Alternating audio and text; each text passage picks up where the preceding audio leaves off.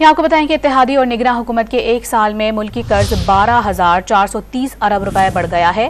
कर्जे में इजाफा नवंबर 2022 से नवंबर 2023 के दौरान हुआ। मजीद जानेंगे डॉन न्यूज के नुमाइंदे ताहिर शरानी से। ताहिर, किस हुकूमत ने कितना कर्जा लिया, क्या तफसीलात हैं इस हवाले से? देखें, वफाकी हुकूमत के जो अखराजात हैं वो ज्यादा है और आमदनी उससे कम है, तो इसलिए अखराजात को पूरा करने के लिए कर्ज लिया जाता है। और इसके साथ जो डॉलर के मुकाबले में रुपए की बेकदरी है उसकी वजह से भी हालिया एक साल के दौरान जो वफाकी हुकूमत का कर्जा है उसमें बड़ा इजाफा हुआ है। इत्तेहादी हुकूमत के जो आखिरी 9.5 माह थे और निगरान हुकूमत के जो पहले 3.5 माह यानी नवंबर 2022 से नवंबर 2023 के दौरान मजमूई तौर पर वफाकी हुकूमत के कर्जे में 12,430 अरब रुपए का इजाफा रिकॉर्ड किया गया है। इसमें से जो बेशतर हिस्सा है वो इत्तेहादी हुकूमत का शामिल है। मरकजी हुकूमत के कर्जे में ये इजाफा गुज़श्ता साल नवंबर 2022 से नवंबर 2023 के दौरान हुआ।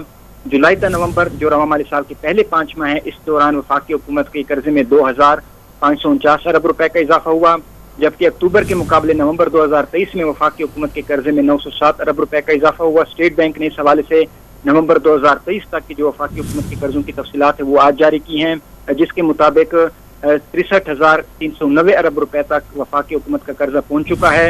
इसमें 40,956 अरब रुपए मकामी कर्जा, जबकि जो गैर मुल्की कर्जा है वफाकी हुकूमत का इसमें 22,434 अरब रुपए शामिल है। बहुत शुक्रिया ताहिर आपका तफसीलात से आगाह करने के लिए।